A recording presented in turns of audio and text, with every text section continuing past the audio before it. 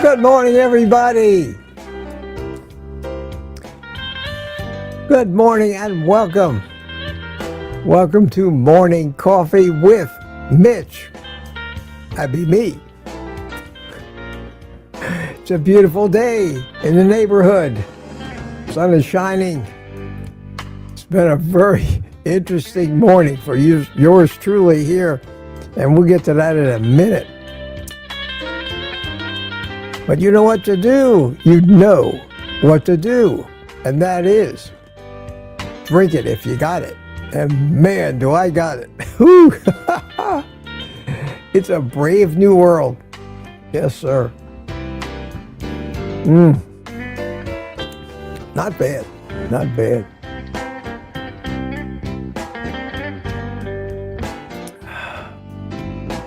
As people start to pile in here, I'll take a few more sips. Wow.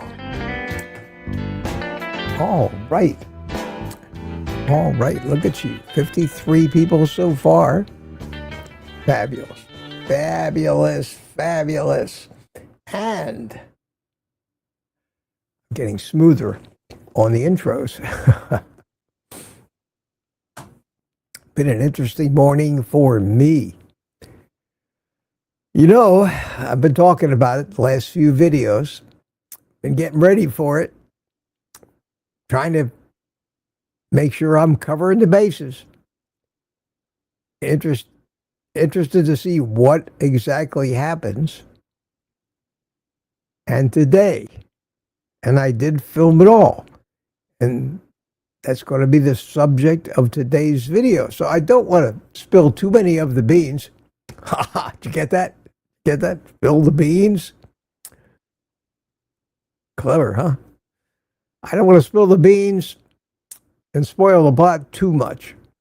But I can tell you that today, this morning, I test drove my new morning routine, complete with the coffee, for the first time ever. The leucine amino acid, followed by a workout, about a half an hour. I filmed it all. I survived. Got up at 4:30. But I'd gone to bed about 9:30 last night, so I had plenty of sleep. And when I wake up at 4:30, there's no sense just laying there because I can't go back to sleep. I've had enough. So I got out of bed, hydrated myself, made the coffee, put the leucine in it, drank it, waited about a half an hour, did the workout, got done all of that. By 6:30 in the morning, watch a little Kelsey this morning, and I've still been waiting for my live stream to start, but I've been trying to analyze how I feel. Do I notice anything different? And I know maybe wishful thinking, maybe a placebo effect, but, and I'll talk about it in this video, because I'm going to get into the whys and the nitty-gritty detail. And again, I'm not saying that I'm absolutely right about this, but I'm saying that in theory, and based on common sense and logic of what I've learned in the past couple of months, I expected certain things to happen. Whether they were going to happen on the first day, I had no idea. But I think it worked. I mean, I really think it worked, which is, it's astounded me. And I will let the cat out of the bag a little bit and tell you, and this may get a little personal, but I had this paralyzed right side. I had a lot of muscle atrophy on my right arm. Haven't really been able to work out that much, so sarcopenia. I mean, I just lost a lot of muscle and strength, and there's nothing pretty much you can do about it, because how can you go to the gym and pump iron when you can't move your hand, we can't move your arm or your leg on that side for that matter. But today, I'll tell you, and maybe a little mild bathroom talk involved, but I will tell you this. One of the problems that I've had since I've had my stroke, and this is personal, but it is what it is, and we talk about these things, frequent urination. I know, do you suffer from frequent, you all heard the commercials, and it's just that when I drink liquids, they generally go right through me pretty quick, which means that I'm not really hydrating properly. And that's one of the reasons why I settled on this leucine amino acid, was because when you kind of give yourself a jolt of it, the theory is that it stimulates mTOR, and that's another subject for another day. I understand what that is. That stimulates protein synthesis, which is what you need to build muscles. And one of the key things, the most important things, is that it draws water into your cells instead of letting them run right through you. And I think, more interested in noticing if I could tell any difference. And so I did everything right. Now I'll get into the whole theory and the whole protocol that I'm doing. I got past what everybody said was the bitter taste of leucine, and it wasn't nearly as bad as everybody made it out.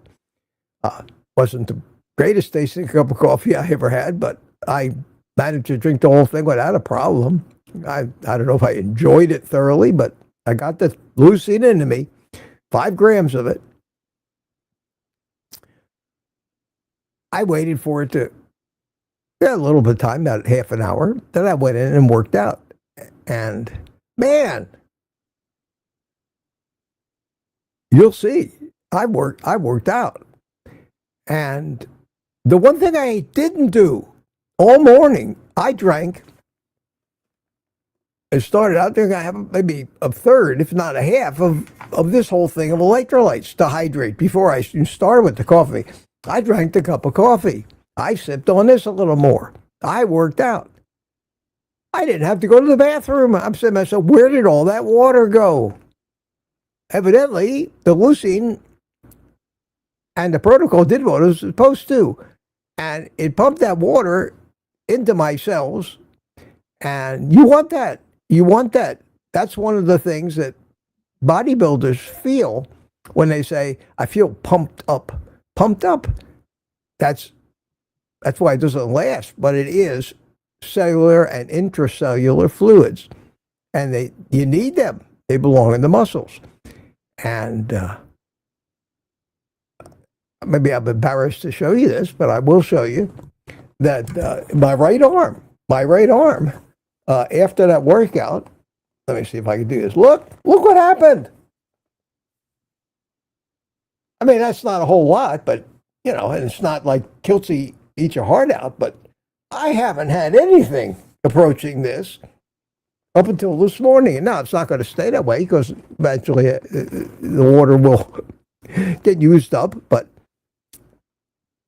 it's very encouraging, very encouraging. And finally, right before this live stream, I had to go to the bathroom after all that drinking. That is a new thing. And it's got me very optimistic. So you can't tell in a day or two. But I do notice that this stuff is performing. And there's a theory behind why you do it first thing in the morning. You do it in a fasted state. You do it so that the leucine as amino acids doesn't have to compete with all the other things you've eaten for digestion. It basically gives you a jolt of it with the caffeine. And the caffeine in the coffee is a player in this too. So it may be something to this. If it doesn't kill me dead in a day or two, I think maybe I'm on to something. So I'm experimenting on myself, pretty much, so you don't have to.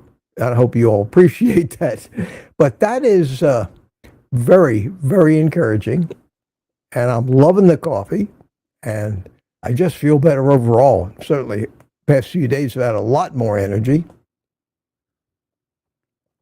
And I'm trying very hard to do everything right and simplify it. So you don't have to do all this calculating and thinking about virtually everything. Just here's the protocol. Here's the protocol. So what I do. The whole works takes maybe an hour and a half in the morning tops.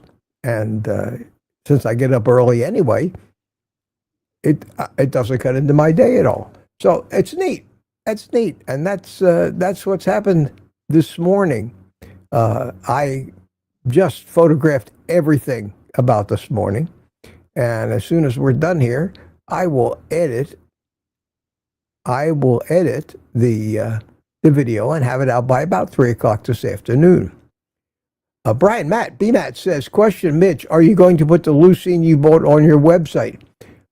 Funny you should ask. Funny you should ask. There's my website. Links to stuff I use every day. Down to supplements. Like I said, down to supplements. There it is. And I bought this leucine right here. And I bought creatine. Now, I'm going to wait a week or so before I work the creatine into this too. But this whole thing, I'm counting on using both of these. They both have a lot of the same effects, but they both use completely different philosophies and pathways to accomplish it. And there are many people out there that basically say either one of these things is great for you on its own, especially if you're aging, but together, it's amazing. So I have to really start figuring out what will be the most advantageous way to use the creatine, because I'm already using the leucine early in the morning, and I want to try to figure out something that makes sense to be able to maybe use the creatine later in the day. And I want to give myself a week without the creatine. Because if you add two things, this is just the essence of testing. When you're testing this against that, you can't change more than one thing to get a definitive answer. You can't eat 3 different kinds of food and have an adverse reaction and know which one of the 3 did it. You have to do one and give it time. So I'm going to do the leucine for a week. At the end of the week, I'll decide whether I need to start or want to start with the creatine, or maybe I'll go 2 weeks. I'm hoping this is something that will help me recover my muscle mass, get back to where I'm not ashamed to take my shirt off again, start to get my strength back, and certainly, continue to recover my brain in healing from my stroke. I also put on this page down in the I have a new section here. It says coffee, and anything that I try out in relation to coffees, different coffees, coffee makers, anything that I try to make it better, it will be down in this section. Right now in this section, I have the Amazon House Blend Colombian Arabica medium roast. That's what I'm using. And the unbleached coffee filters that I bought, and they're on there too. So that hopefully will still or continue to become a reference for you guys, and you'll buy these things through there. I'll make a few pennies.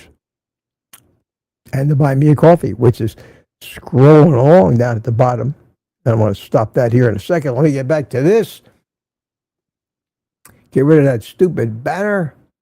Not really a stupid banner. Maybe I'll replace that stupid banner with a link in case you guys want to buy me a coffee. Let's see. Buy me a coffee. Here it is. I thank you very much in advance. And let's pin that at the top. All right. And I say that unashamedly. Thank you. Thank you very much. Okay. Did that. We got 94 people here. Time to start saying good morning to people. People that were early. And YouTube did not cut the early birds out today. It started at slightly before 7 last night. And Smoothie, first one in. And Proud American right after that. And Thomas, I have to work tomorrow morning. Okay, Thomas, we'll see if you get here. Thanks for checking in. And Tuka checked in last night. And Peter checked in last night. And let's see who else was here. And they are all talking back and forth. And Jem, hi Jem, how are you? Good to see you. You might be late. Okay, Lady June checked in. Don Shanger after midnight, almost 1 o'clock in the morning. Carnivore Police, 1 o'clock in the morning. Mandy Beddoes at 4 o'clock in the morning. Wow, wow, wow. Sandy Blythe checked in at 6:09. Good morning, Mitch. Got my coffee. He said the magic word. The magic word. That's a drinking game. Yes, ma'am. Say the magic word. Mitch takes a sip. And 3 cups.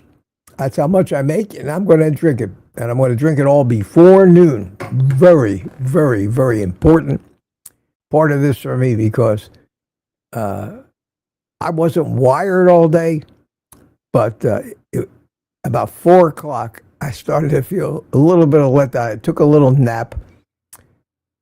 I'm not ashamed that it turns out I've never been a napper, but it really makes you feel good. Lay down for about a half an hour. Maybe drift off, maybe don't. Get up. Good for the rest of the day.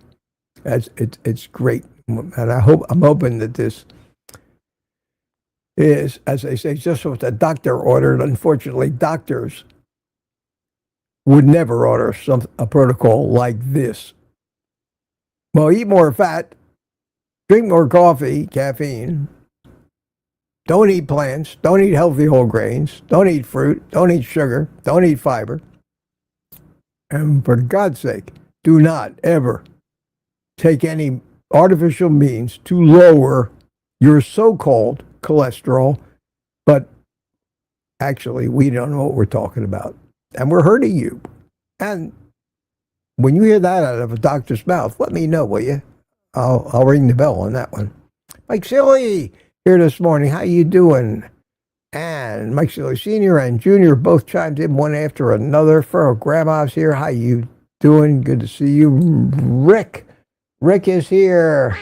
There's a quack for Rick. And Rick, a newest member of our private community. My laptop keyboard failed. I was unable to. Oh no, Rick, for God's sake. You're here anyway. You're typing, so something's all right. I did. It's got a short and keeps adding M's. Oh, okay. Well, we'll keep that in mind when we see all these M's showing up. And Michael Pregler chimed in. How you doing? Eat meat and lift heavy weights. Trying to, Mike. Trying. Right now I'm doing resistance bands. That's the best and safest way for me to get resistance exercise here at home without going to a gym and having all those heavy weights. And the resistance bands do work. You'll see. I took pictures of me working out. I don't know how pretty it'll be, but I'm doing my best. And Rick is talking to everybody about his problem. Says, good morning, Mitch, to me. Smoothie says, howdy, Mitch, 804, Main brother. How you doing? Donna Ray and Tuca's here this morning. He says, I missed my first 30 minutes. He's going to get some kind of a test. That's great. That's great. Let's see who else we got. The same group is just chatting away. My God, look at all this. Smoothie. Question. Why does it take so long for the chat window to open after refresh? It's probably your computer. It shouldn't take that long. Your computer or your internet speed. If I refresh my browser, here's my browser. Let me hit the refresh. There it is. And there's the chat. So that's how long it takes. And let's get rid of this. And I want the fan funding chat so I can see if anybody has anything of note. I don't know why I can't get rid of this, but who cares? At any rate, that green thing right there is Gary Arzamendi. And this is it right here. And Gary Arzamendi rejoined the private community. There it is. A month ago. Today was his 1 month. Hey, good morning to all the amazing misfits. Morning, Gary. How you doing? Good to see you, my friend. Gina Cav is here this morning, and CB Carmack joined us at 8:24. Rick chimed in again, and we're coming up on 8:30. Terry Sue, how you doing, Terry? Good morning to you. What are we? We are egg bites this morning. Okay. Barbara Huck, hiya, Barbara. Good morning to you too. And we're getting to 8:30 yet. Loretta's here. Hi, Loretta. Also known as Meatitudes. Aunt B, good morning to you. Anna, PL07, and Tanya is here. And Tanya says, research shows, I read this already, I got a kick out of it, that me drinking coffee helps other people to be more tolerant. I'll drink to that. Aha. And we get to 8:30 yet. Wow. Terry Sue. Aaron, good morning, Aaron. How you doing? Good to see you. Tina is here with us this morning at 8:28. Everybody's very friendly, saying hi to everybody else. And B, 8:29. Aaron, and B, Aaron, and B took over the number 1 spot from Rick right there with that little flurry. And Rick at 8:29. Amadia Van says, is it time? And Rick says, hello, Aaron. Still 8:29. Holy mackerel. And 8:29. And here it is. Smoothie, lights, camera, action. You are the winner right on the money at 8:30. Followed by Brian, Fly Fisherman Dish. Tired Rick chimed in. Keto Simple, Aunt B, Robbie, Audrey, good morning to you. Peter chimed in, and Terry Sue, and B Matt again. And on it goes. Okay. Well, I talked a little bit this morning. Used up about 20-some minutes. But that's okay, because this is a very important lifestyle change I'm about to make for myself, a change in attitude, a change in how I approach supplementation and trying to do it right. Out of the 10,000 nonsense supplements at this time, which ones really make sense for somebody that's getting older?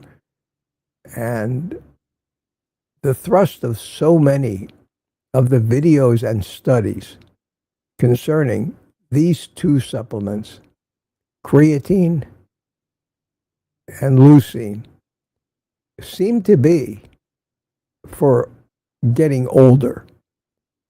Creatine started out as a darling of the bodybuilder community, but anymore, so many of the things you hear about it and studies are based on how it slows down sarcopenia, which means muscles are going away, and allows people as they get older to maintain their muscle mass or even put it back on, which is something I have to do. The stroke took care of that for me.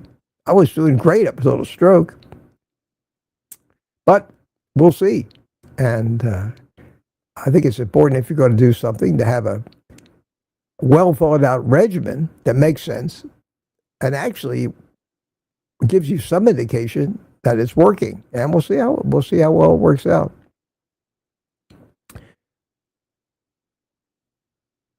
Everybody's talking already. Holy cow. Wow. Everybody's saying hi to Rick.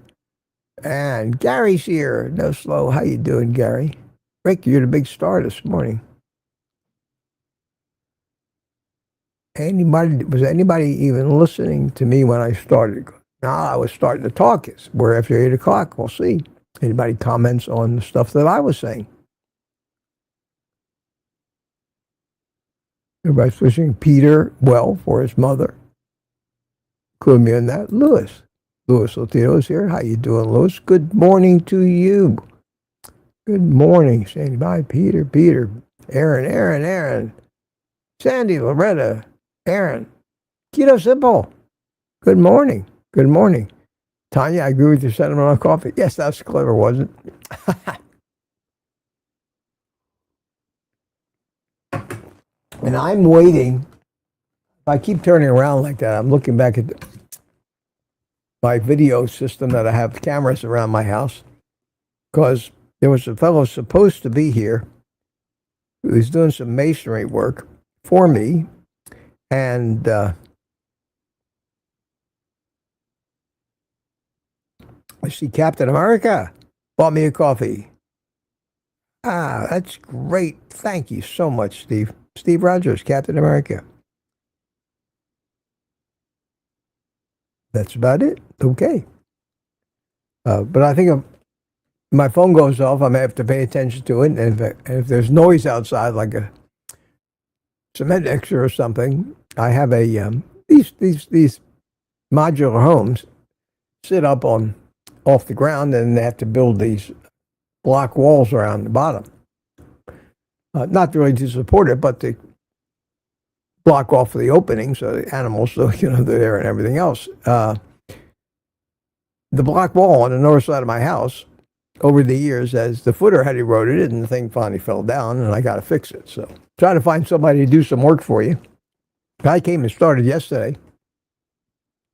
Took the old block wall out. Now I have no block wall, and he said he'd be here at 7:30 this morning.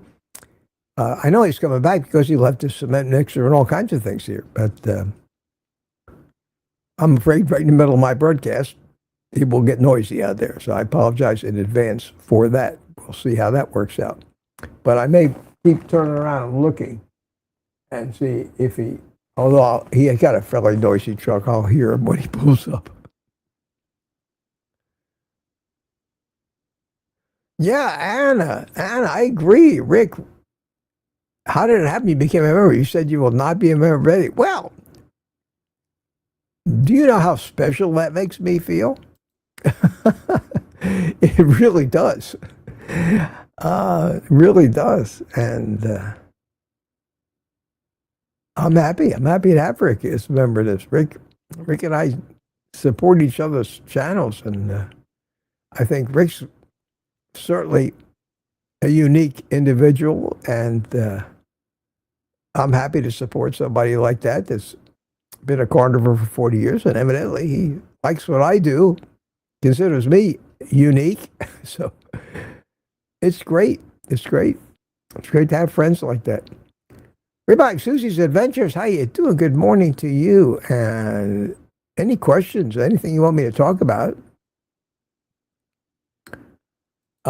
Here's a question from Robbie Autry. What is the purpose of people taking drops of Lugol's iodine?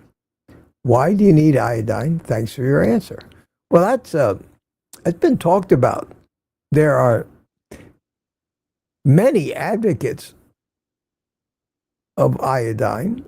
Ken Berry is a big proponent of the necessity of iodine. Whether you need to supplement iodine is another story.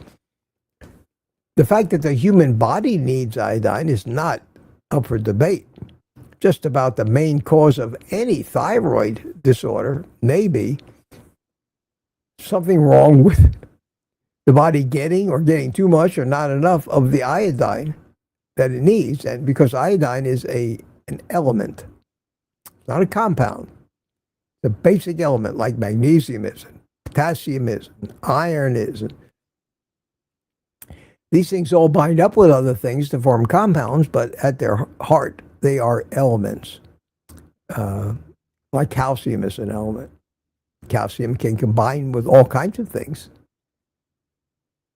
And usually when it's used by the body, it's in some kind of an organic chemical reaction that joins it with something to produce yet some other kind of molecule, like kidney stones or calcium oxalate.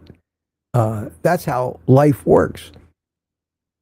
All these different things keep swapping atoms and becoming new things and swapping ions and becoming positively charged and negatively charged. It's an elegant system. And iodine, there's no doubt that iodine is a necessary element for life to happen, for the machinery to work. How much iodine? What's the source of the iodine? That's where supplementation of any kind comes in. Iodine always came in the food. The food, at its root, the initial stage, comes out of the soil. It absorbs the iodine from the soil. When there was only plant life and no animal life yet, 500 some million years ago, the plants absorbed the iodine from the soil. And when animal life came along and animals started eating plants, they ate the plants. The plants had the iodine, got the iodine from the soil, and everything worked. Everything was happy. There was enough of it to keep the machinery going. Well, that worked great as long as the big animals kept crapping on the fields and fertilizing them and putting these minerals back into the fields. That was great. But then we got too smart for our own good, and we started doing things like monocropping, and we raped the soil, and the soil wasn't allowed to be, animals couldn't pee on it and crap on it, and the iodine got short, and so did magnesium and sodium and some of the other minerals that we need. All of a sudden, after all these years of agriculture, 10, 12,000 years of trying to live on plants, which is not a natural thing for humans, certainly not for the millions of years that we've been human, 2 to 3 million years. Only in the last 12,000, let's say, we decide that we can grow plants. And all of these minerals became more and more scarce, and more of the fields and the pastures, instead of serving for animals to graze on and then redeposit those minerals, these things were farmed and tilled and raped, basically, to where the soil now didn't have the electrolytes, which means the grass that grows and the cows that would eat it, they weren't getting the electrolytes, which means that the humans who ate the cows wouldn't get the electrolytes, and here we are today with shortages of so many of these things. Now, there are certain iodine-rich foods, and there are certain isn't. There are certain places where the food contains iodine, certain countries where it doesn't. So it all boils down to basically, what do you eat, where do you get it, and where does it come from, and is there iodine in it, or is this food just a casualty of modern agriculture? So you began to see rises in, the most obvious thing was like Hashimoto's disease, thyroid. And people started to have to supplement iodine. So the advice came out, put a drop or two in your coffee. You can't overdose on it, and consider it a prophylactic, which means you just do it just in case, like taking a vitamin pill. In a lot of cases, people think these multivitamins and say, well, I don't know what I need, but hell, it's got a little of everything, so why not? I'll cover all the bases. Whether that's smart or not, I don't know, because God knows what they put in those multivitamins. But iodine is a mineral. When you get a bottle of Lugol's iodine, it's iodine. That's it. Maybe some water, but it's iodine. You don't have to worry about anything bad being in there.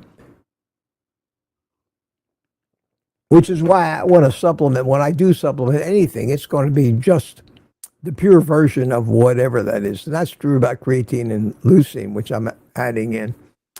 But I supplement the iodine. I may not do it every day, but I put a couple drops in my coffee, maybe every other day. And I don't have any symptoms of iodine, either deficiency or poisoning or overdosing. So that's it. Long answer to a short question. I hope that means. And that applies to anything that you think you need to supplement. And they shouldn't. We know what we need. We know what the chemistry of our body needs. And we know that if we don't get it, we get sick. And we discover these things. Peter says, doesn't Mitch seem full of energy and vim and vigor again since he started during caffeinated coke? Yes, Peter, I'm wired. I'm not wired. That's just it. I'm not wired. It's just for the fun of it. Let me go over here.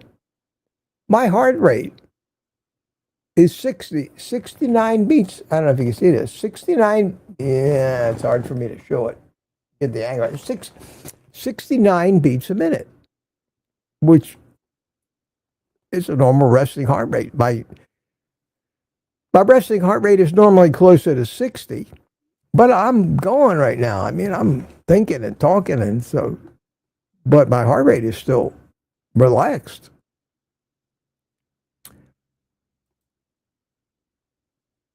Oh my gosh. That's cute. That's clever. Oh my gosh. I like that. Nice name. Clever name. Good morning to you too. And wow. There's a lot of chatting going on here. Yeah, you guys notice the difference too.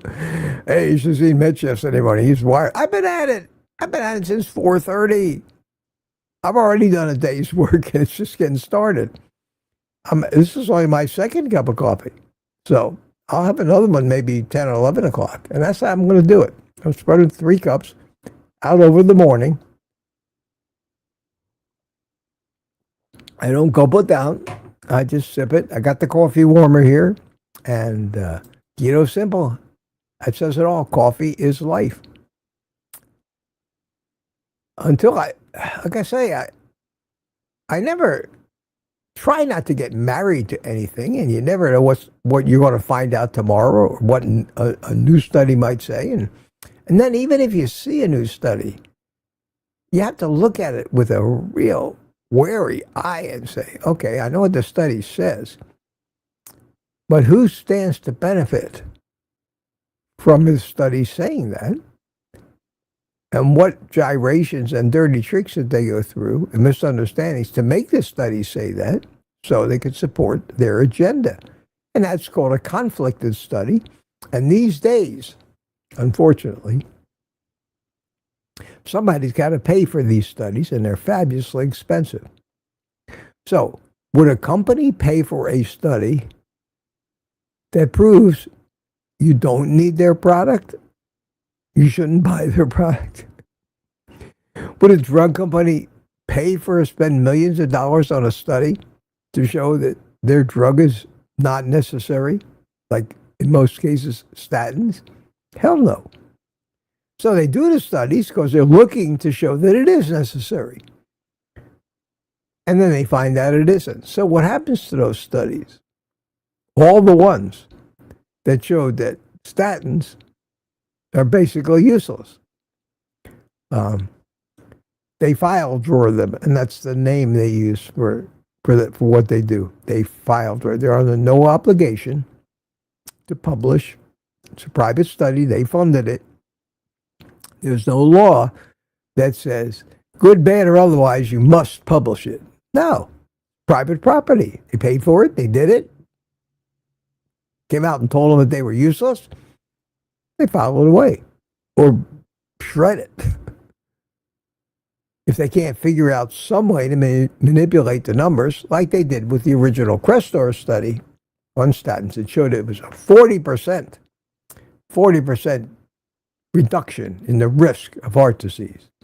Well, if you listen to David Diamond, you'll find out that 40% was, in actuality, 0.5%. And even then, they had to stretch some things to even show that, because most of the other 20 studies that they did, from which this was the only one that they could manipulate to show any, and the benefit they did show was way down, buried in statistical noise, but by using relative risk instead of absolute risk, they were able to say 40% benefit, and it hit the ads, and the statin industry took off, and it's still going on that today. Still, your doctor will tell you, if you take a statin, you're 40% less likely to have a heart attack. You've heard that? 40%. Sounds like, well, hell, I'll do that. What they're not telling you is out of 1,000 people, when you compared the eventuality of heart attacks, this is the key. Out of 1,000 people, they divided them into people that were taking statins and were not taking statins. Of the people that were taking statins, out of 1,000 people, 8 had heart attacks. Take the statin, out of the 1,000 people in your group, 8 of them had a heart attack. Wow, these statins are amazing. Well, what happened to the group that didn't take the statins? What happened to those 1,000 people? And this time around, because who knows what happened the previous 10 times you did the test, but this time, took the statin, 8 people got a heart attack or heart disease or died or whatever end measurement they used.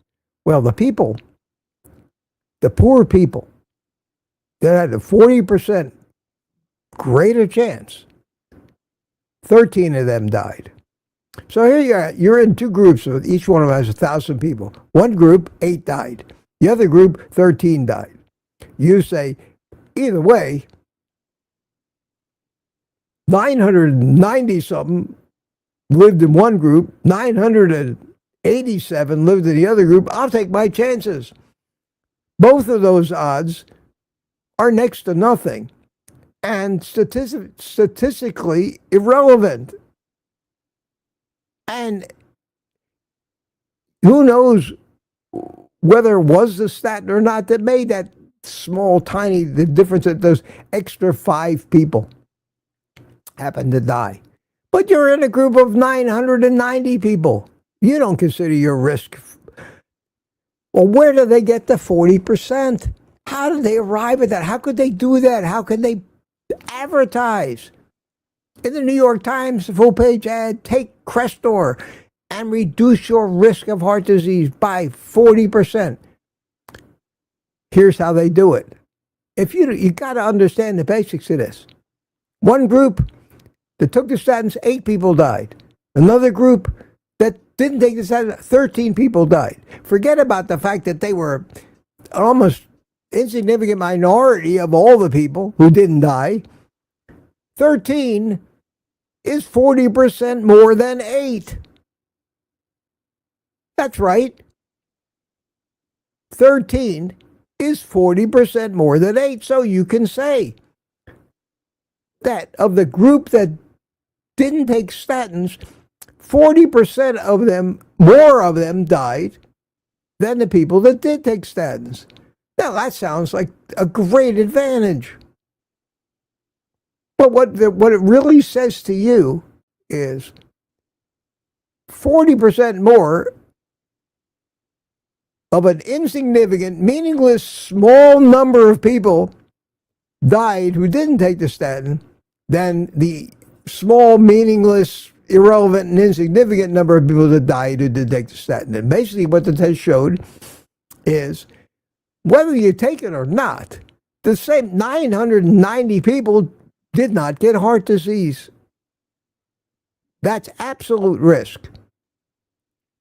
Relative risk just compares one number to another, whether they're insignificant or not. That is something everybody should know who reads studies. And nobody explains it any better than David Diamond. David Diamond, if you haven't watched any of his explanation why all this cholesterol noise is just that noise, and nothing has ever been proven that says you have any better chance on a statin or off of it, especially if you've never had a heart attack. And all this cholesterol stuff is a hoax from the beginning. And it's not. It's a very insignificant risk factor in the overall causes of heart disease that have nothing to do with lipoproteins. So until you get confident with that and really understand how you've been had, and what they are leading you into and the damage it's doing to you, if you don't understand how they do it, you're liable to fall for it. And they're still doing it today, and they're still relying. The doctors, every doctor I talk to, I don't think I say to them that taking a statin or not makes any difference. How can you say that? Tests prove, studies prove that is a 40%. I said, yeah, you ever look at those studies? Point something percent. Either way, it's irrelevant. It's insignificant. It could have been. How do you know that the person who died didn't get hit by a car? You never know what the confounders are. A confounder is something that could also be an explanation. How many of them were diabetic? I don't know. Well, maybe it was the diabetes. The fact that they happened to take a statin or not was just a coincidence. It was the diabetes that got them. You don't know. Those tests are worthless. And the biggest thing to consider, because they keep throwing it in our face. They do it every day. The vegan said, well, how do we know carnivore doesn't kill you? There have never been any studies. How the hell could there be any studies? These studies would cost millions and millions of dollars and have to go on for 10 or 20 years, and nobody has even the slightest potential of making any money to pay themselves back for the cost of that study. So any study that tells you you don't need something is costing somebody money. Nobody's going to fund that. The closest we've ever gotten is Dave Feldman, the Citizen Science Foundation, and a small study on a small group of people in the cholesterol space that talks about lean mass hyperresponders. There's no agendas in that. It's pure science. But people had to donate to GoFundMe for that. If you all want to donate for a 20-year study that proves that eating meat is healthy, somebody would administer it, put themselves on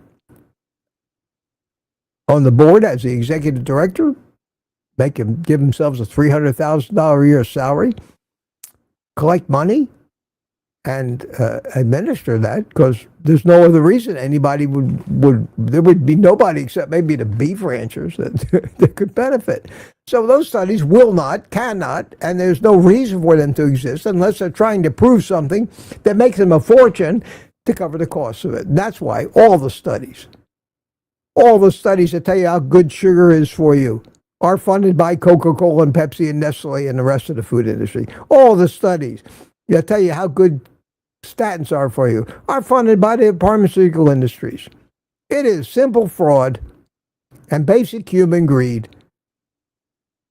Why else would somebody invest in a study? And the file drawers, wherever you look, are full of those mistakes they made when the study did not show what they needed it to show. Plus, they bought off the FDA and the USDA and all that long ago. So I think the safest course we can take is not to believe any of it. You're more likely, I'd like to see the study that says, what percentage of people who don't listen to studies are healthier than those people who do? And I think that'd be a pure winner. But again, there's no money in spending millions of dollars to do a study like that. They're very, very, very expensive. All right. Got through that rant. Probably, at least half an hour behind. That's my comfort zone. Question. Oh, I call it Mitch. Are you going to put the leucine you bought on your website? I did. Okay. Yeah, man. I got that one already. It's on there on my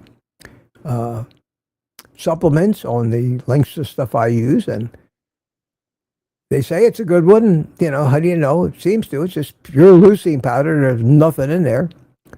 The taste very bitter. There's nothing you do about that.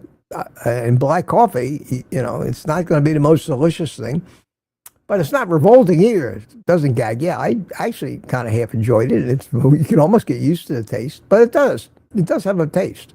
Supposedly the creatine doesn't have a taste. Michael Pregler uses creatine. Yeah, in the coffee, 10 later in the day, 20 grams a day. It's a healthy dose of creatine. And that pretty much does the same thing. It stimulates protein synthesis. That's what muscles are made of, protein. And if you study up on protein synthesis and what it means, and you learn how that happens, you learn all about DNA transcription and messenger RNA and ribosomes and making peptide chains and how they all fold up into a particular shape that becomes a molecular motor. That's what proteins are. And all these things are made, all of them, without exception, of only one or a chain of many amino acids. All proteins are built out of 20 amino acids in a certain order, in certain quantity. Some of these chains are thousands of amino acids long. And that's what protein synthesis is. You can't build muscle without synthesizing proteins. They do everything. Proteins are enzymes. Proteins, are DNA codes for 25,000 different proteins, all of them built out of the same basic building blocks, 20 amino acids, of which 9 are called essential. And this is the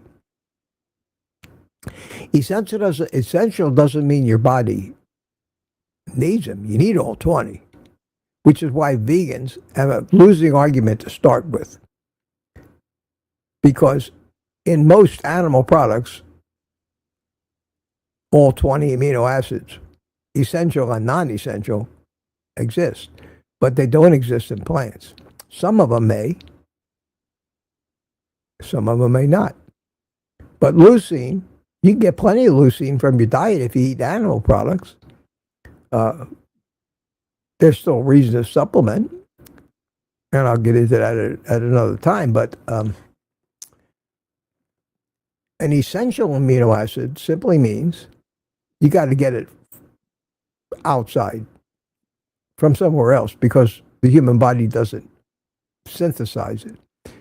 So of the 20 amino acids, we synthesize 11 of them, make them ourselves, and get them in the food.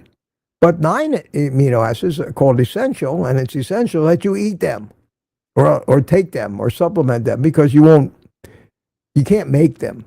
So you got to get them in your food or take the supplement.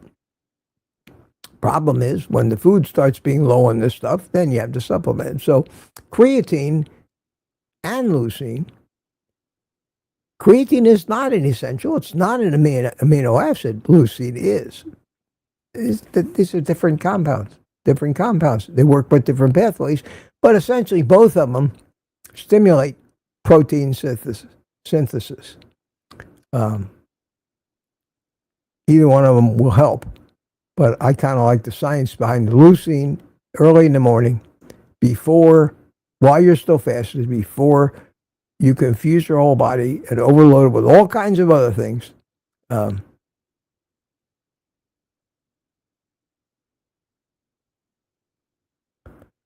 K-Day. Okay, what is it? Mitch, you're the best carnivore. Please reach out on YouTube. Dr. Judy, okay, Dr. Gabriel Lyon, Coffee. Dave Asprey's mold-free is very good. I've seen them all. Seen them all. Seen them all. Heard it all. Believe me. Watched them all. Agree with some of them. Don't agree with others. But thanks for it. Thank you. I've heard Anthony Chafee talk about coffee mold and all that other stuff.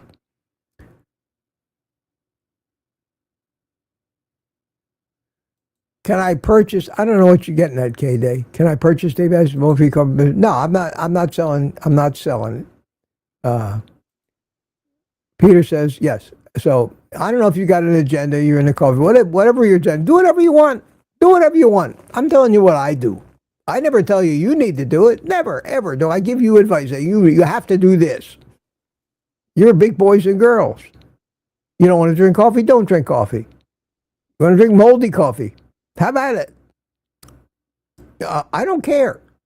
I do what I'm doing and taking you along for the ride for what it's worth.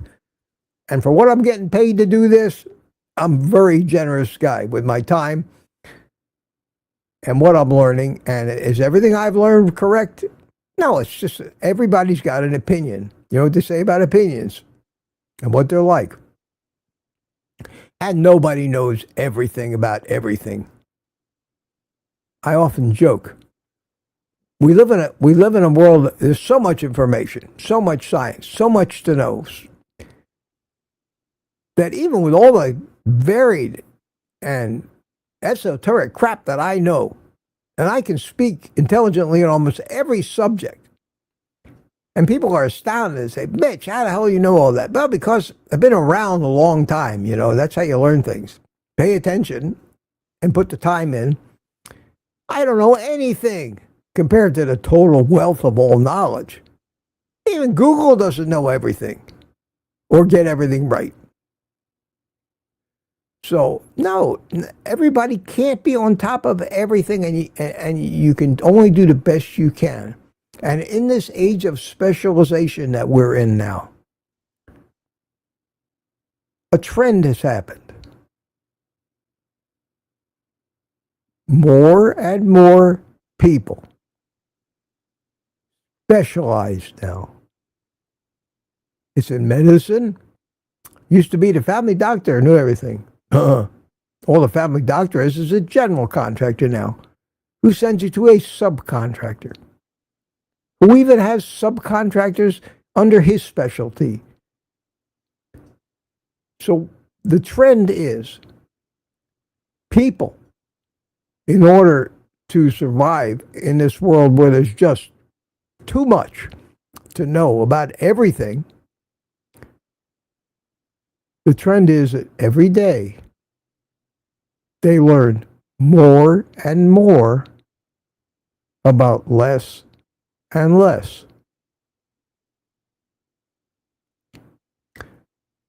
They specialize on a specialty of their specialty. And eventually that gets to be so much that you now have to specialize on a particular specialty of another specialty. So as we continue to learn more and more in the effort to become an expert on anything, and we learn more and more, I hope you're following this logic, about less and less, the eventual outcome is that there will be 1 billion people on this planet, basically, that know everything about nothing. That's where we're headed. I don't want to become one of those people. So everything I try to learn, I don't want to go down every rabbit hole, and then the rabbit holes, and then the rabbit holes that come off of those rabbit holes. No, get a general idea. Think logically.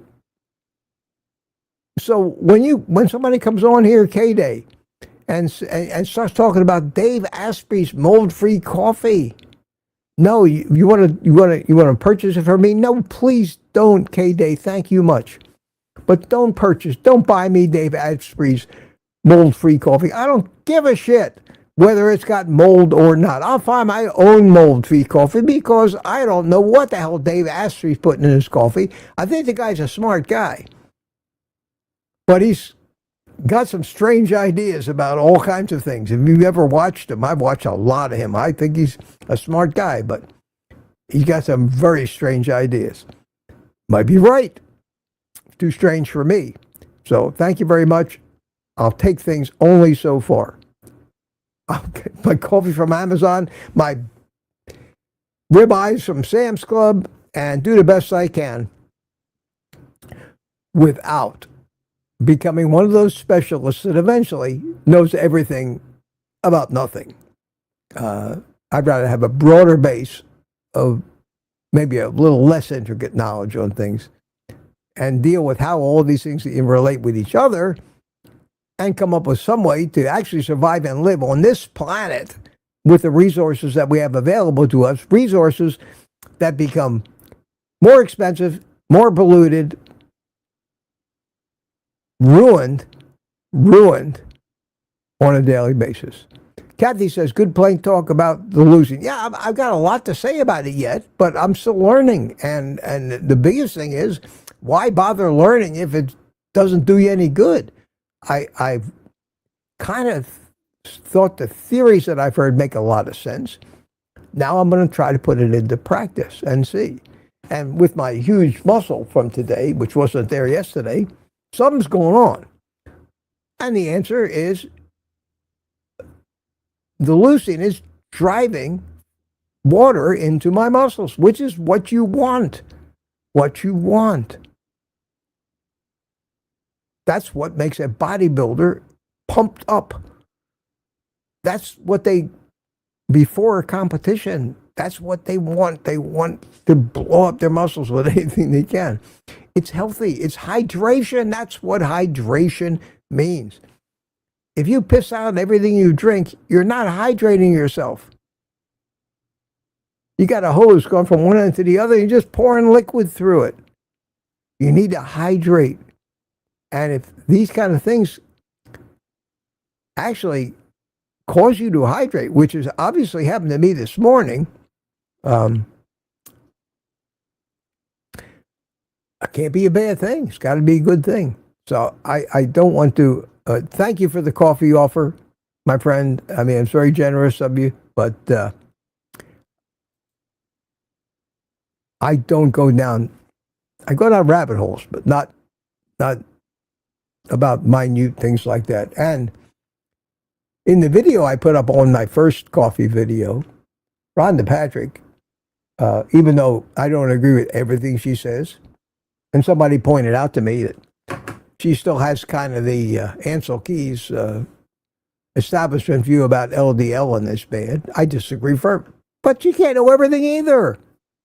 And this was not a video talking about LDL. And if she talks about LDL, I'll say, Rhonda, you're a moron. Why don't you learn what it's really all about? And I may be wrong. Maybe she's right. I don't know. Nobody can know everything. And this particular viewer of mine said, I watched that video the minute she said LDL, I shut her off. Well, maybe she knows nothing about LDL and everything about coffee. You're never going to find anybody that knows everything about everything. It's just not going to exist. Make up your mind when they talk about a particular subject where you think they are on the right track and what they're saying makes sense. But if they stray into something they don't understand, I do too. Everybody does.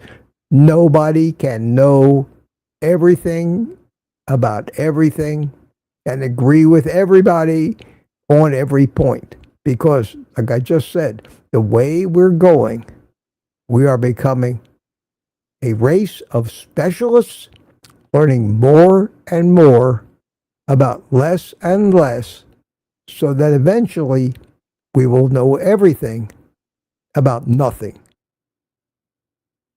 Think about that. I've noticed that a long time ago. And boy, medicine is a great example of that. Try to get a doctor's appointment. All you do is farm me out to another doctor.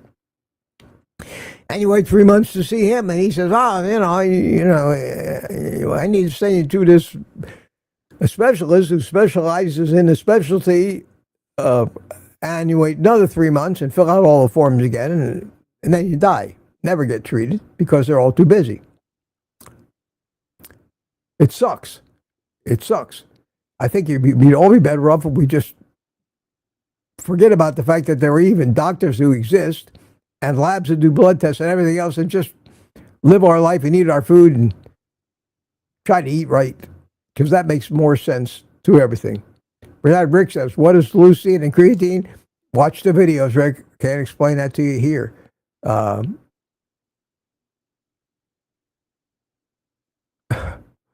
Oh, you guys got all your own thing going on here. I'm going to look for some questions. And yes, I have a lot of energy, that's for sure. And no, my Mason hasn't shown up yet either, which is probably okay. He'll be here, but he's just quiet now. And Gary was on there with Thomas yesterday, and everybody's complimenting him. 9 o'clock, so 35 minutes behind. I'm over an hour already. How about that? Let me run through here. You guys get me started. I don't know if this... I like to think I'm making some good points and some common sense.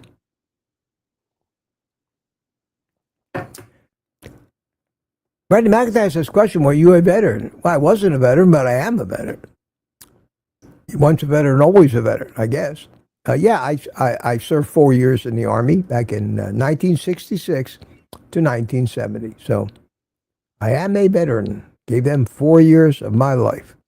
I enjoyed it, too. I enjoyed it. That was a current question. I ought to glance over. Ellen's here. Hi, Ellen. How you doing?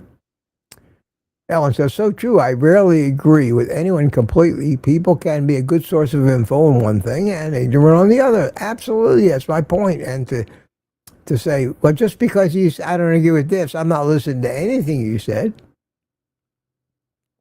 You're expecting too much from one person, because nobody can know everything about everything. Nobody can even know a lot about everything. You're lucky if you can know a little something about everything. Even that's impossible. There's too many everythings these days.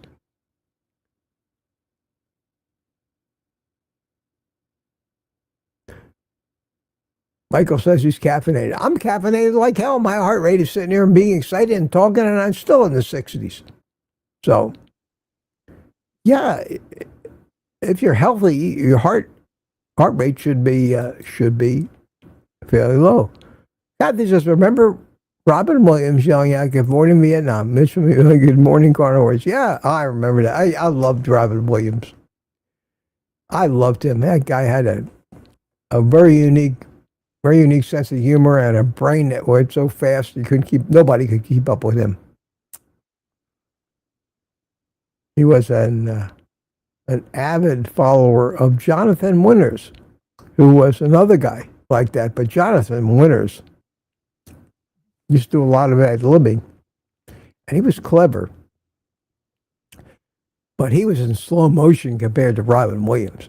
Robin Williams was something. But Robin Williams did not come to a good end. Robin Williams was a very disturbed man and eventually committed suicide. So there's the fine line between genius and insanity. I like to kind of try to stay on the genius side of that line. Oh, yeah. All right, let's see here. 912, catching up question. How are you, Boss Tuca? How am I? I'm great. I'm feeling great. Wait till you see the video this afternoon. Wait till you see me working out. For a stroke victim to do what I did today, I'm so proud of myself, and I didn't do it yesterday. But today I felt like I could do it, and I did. And even though it was only a half an hour, and although Michael Pregler would look at it and yawn, because Mike's a jock. I'm not a jock. I'm a lot older than Michael Pregler. And I had a stroke. But I'm getting back to it. And that's what I got that most carnivore YouTubers don't have. I've got a lot more working against me. And Carnivore is doing wonders for me. That's got to mean something to somebody. Any 30-year-old can recover. Even a vegan will recover at 30 years old. But you be pushing 80 and see how quick you can put on muscle. I don't care who you are, especially if you were never muscular to begin with. And I never was. Sandy Blythe says, question, 10 months carnivore, stopped statin and blood pressure meds 2 months ago, blood pressure 112. Yes. Yes, Sandy, I stopped all that stuff. I would never take the statins. I mean, I never believed in that. That was a hoax from the get-go. I'm one of the few people who knew who the hell Ansel Keys was back in the 1970s. I was already on to him. And the whole thing. One of the first things that I Googled when Google finally started a search engine was cholesterol hoax. Got 100,000 pages of information showing it, what a hoax it was. I've never believed in that. I've always had high cholesterol. I've always convinced myself that they're wrong and I don't need to worry. And I never worried. And with my 350 LDL, I'm still not worried. I credit that for how fast my brain is healing, both from the head injury that I had, which got bad because of the medical community screwed up. Otherwise, I would not have had the brain surgery. And the fact that my stroke happened right where the brain surgery was, I also blame on the medical community. So please, medical community, leave me and my cholesterol, and it's not even cholesterol, leave me and my lipoproteins alone, because you don't know what the hell you're talking about. And yes, a big fat 400-pound diabetic with high LDL is in trouble. Maybe could use a statin, because their LDL is probably all small, damaged, dense, the kind of LDL that can cause heart disease. But do not tell somebody who's healthy that their LDL is going to do anything but help them, because their body has it at the level it is for a reason. And don't fool with that. Tanya says, Professor Mitch, that's his superpower. Thank you. Thank you. You guys are great. That's very flattering. Very flattering. Very flattering. Questions.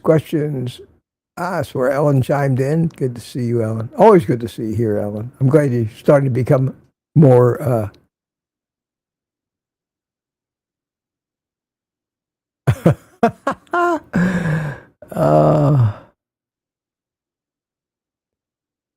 I get caught up. I start reading the chat. I can't do that. I got to have Gary Arzamendi said, how do you break the carb eating habit? I need to hear you explain your thoughts again. I have videos about that. Just go watch.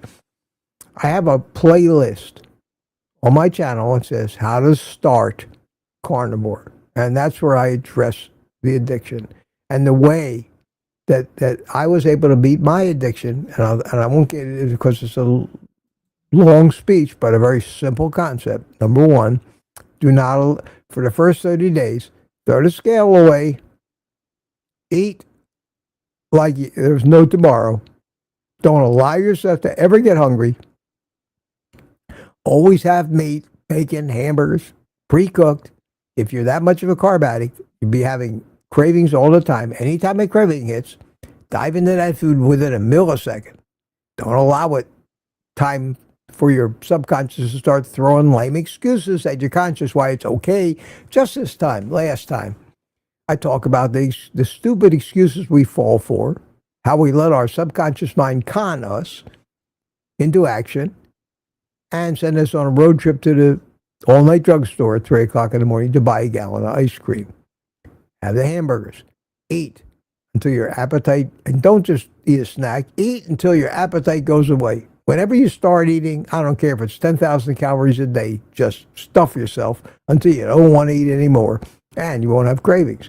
And after about 2 or 3 weeks of this, you'll find those cravings for the sugar are just disappearing on their own. They'll come right back if you reintroduce sugar, But as long as you don't eat the sugar, you pretty well cure the addiction. It's still a sleeping giant, and it always will be. It's like an alcoholic. They never reach a point where they can have one drink a day and not want more. Once an addict, always an addict. But you can pretty much put those things in remission by eating the right foods, allowing your satiety hormones to do their job, and the addictions won't happen. That's the short version of it. Watch those videos, because they work. And they worked for me a second time. When in the hospital, they re-addicted me to sugar when I had my stroke. I had to do that again. And I did. I followed the same pattern. Boom, bango. Within days, I didn't think about sugar anymore. Amazing. Amazing. Okay. Let's see here. Okay, questions? Any more questions? I think we should be coming to the end of today. I keep trying to make these things last an hour, but Mitch on caffeine.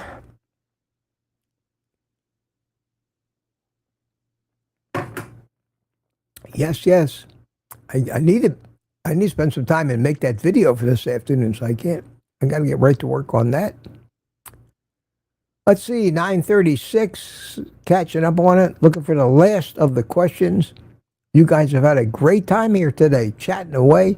Attendance seems to be creeping up there again. We're averaging about 130 plus people, where we used to average around 100, so maybe I'm getting more interesting. Trying to explore new things. Mike Allen says, went to an all-vegan restaurant with friends last night. Their choice, not mine. I hope so. What could you eat? Did you order a ribeye? You order a ribeye in a vegan restaurant, they'll surround your table and dump buckets of animal blood on you. Those people are sick. They are absolutely sick. It's all right to believe in something, but the things they do, protesting, animal rights activists, climate change activists, everybody wants to tell you how you're supposed to live and punish you if you don't take your advice. I hate those people. Question, Mitch, how long did it take for you to decide on what brand of research supplements you got? Well, I Googled them, and I started with the most popular brand, the one that was selling 200,000 a month or whatever on Amazon. Usually the best-selling brand, if it's something wrong with it, people like these creatine gummies, you got to be very careful. Most of the time they have no creatine in them. They're just an excuse for these people to eat candy. But you look at the ingredients, and it has nothing but, like this leucine. What's the ingredients? Leucine. Period. And this particular brand, never heard too many things bad. I think I got some effect from it this morning already, so I think it's the real thing. But it's hard. It's hard to know. Even the labs. They have labs that test these things. So they're fucking corrupt. Excuse my French. They're corrupt too. Mitch said a bad word. They're corrupt too. How do you know that they're not getting paid to say these things? You don't. You try to just look for the clues until you find out different. But like those things I buy for my electrolyte mix, I use the brand called Bulk Supplements in the orange bags. They got everything. They're the biggest supplier of these things on Amazon across all the supplements. I Googled them. I didn't see the word fraud or hoax come up once. So there are companies that still make the real deal.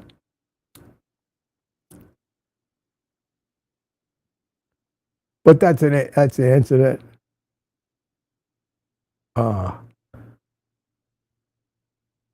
Jeb says, Mitch, like your experiment videos. This K-Day's been very active in here today. Started eating cream with allulose, slippery slope. Yes, it is a slippery slope. I started doing that when Kelsey bought me the ice cream maker, and that lasted a week, and I said, this is not going to end well, and I stopped it. That's it. So I got a huge bag of allulose now. I don't know what to do with it. Oh, yeah.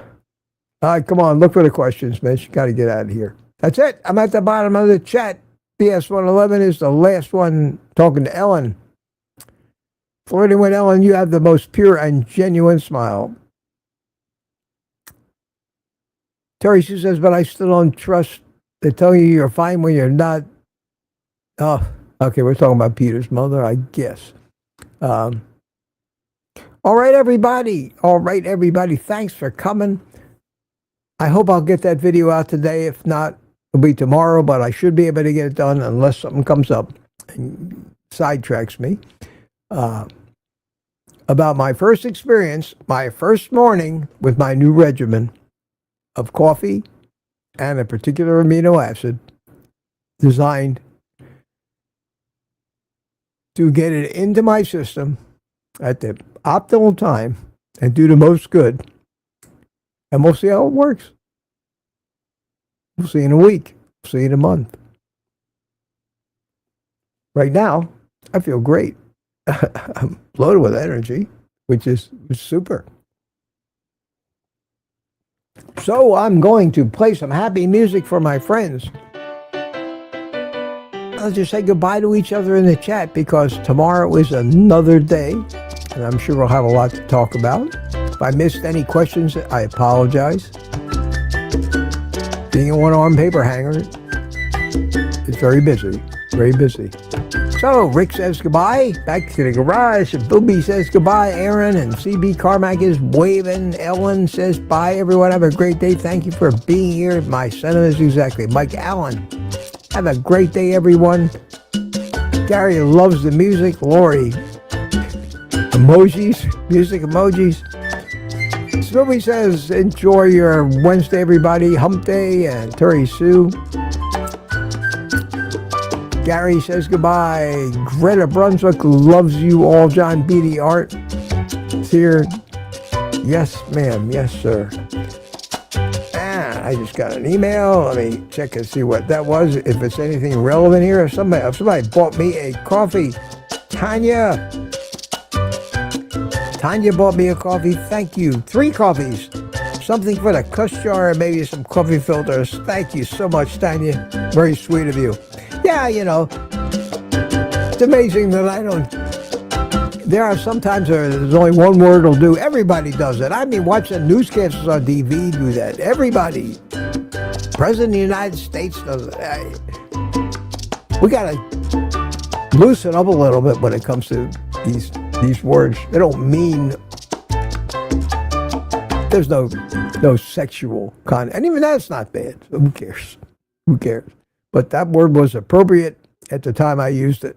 And that's how I am. I mean, I have a hard time trying to censor myself. I tend to, whatever comes out is driven by what I'm thinking at the moment.